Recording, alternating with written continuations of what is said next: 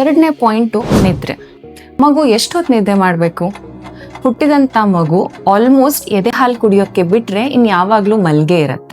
So almost 18ರಿಂದ 20 ಗಂಟೆ ಕಾಲ ಮಗು ನಿದ್ದೆ ಮಾಡ್ತಾ ಇರುತ್ತೆ. ಇದು ಮಗುವಿನ ಬ್ರೈನ್ ಡೆವಲಪ್ಮೆಂಟ್ ಅಥವಾ ಬಾಡಿ ಡೆವಲಪ್ಮೆಂಟ್ಗೆ ತುಂಬ ಮುಖ್ಯ.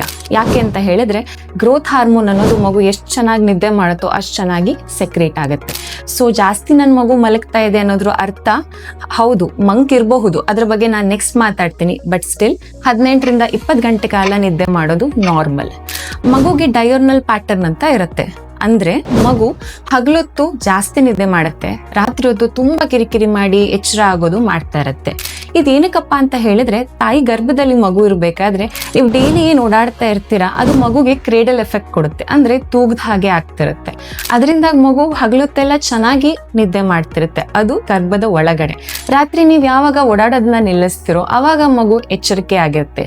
ನೀವು ಇದನ್ನ ನೈಟ್ ಟೈಮ್ ಜಾಸ್ತಿ ನಿಮಗೆ ಮೂವ್ಮೆಂಟ್ಸ್ ಫೀಲ್ ಆಗೋದ್ರ ಮೂಲಕ ಅಬ್ಸರ್ವ್ ಮಾಡಿರ್ಬೋದು.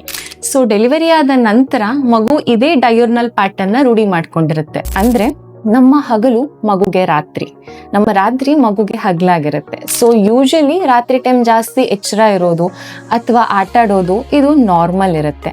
ಮೂರನೇ ವಿಷಯ ನಾನು ಡಿಸ್ಕಸ್ ಮಾಡ್ತಾ ಇರೋದು ವಾಮ್, ಅಂದ್ರೆ ಬೆಚ್ಚಗಿಟ್ಕೊಳ್ಳೋದ್ರ ಬಗ್ಗೆ. ಹುಟ್ಟಿದ ಎಲ್ಲಾ ಮಕ್ಳಿಗೂ ಕೂಡ ಮಿನಿಮಮ್ ನಾವು ಡ್ರೆಸ್ಸಿಂಗ್ಸ್ ಅಂತ ಹೇಳ್ತೀವಿ. ಅಂದ್ರೆ ತಲೆಗೆ ಟೊಪ್ಪಿ, ಕೈಗೆ ಸ್ಟಾಕಿಂಗ್ಸು, ಕಾಲಿಗೆ ಸಾಕ್ಸು, ಯೂಶುವಲ್ ಬಟ್ಟೆ ಹಾಗೆ ಸ್ವೆಟರ್, ಮತ್ತೆ 2 ಸ್ವಾಡಲ್ ಕ್ಲಾತ್ಸ್ ಇಂದ ಮಗುನ ಟೈಟ್ ಆಗಿ ರ್ಯಾಪ್ ಮಾಡಿ ಇಟ್ಕೊಬೇಕಾಗತ್ತೆ.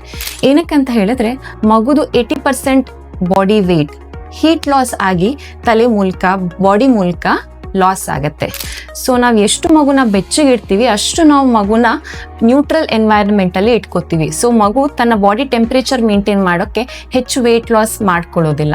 ಸೊ ಮಗು ವೇಟ್ ಗೇನ್ ಆಗ್ಬೇಕಂತ ಹೇಳಿದ್ರೆ ನಿಮ್ಮ ಮಗುನ ನೀವು ವಾರ್ಮ್ ಆಗಿ ಇಟ್ಕೊಳ್ಳೋದು ಮುಖ್ಯ.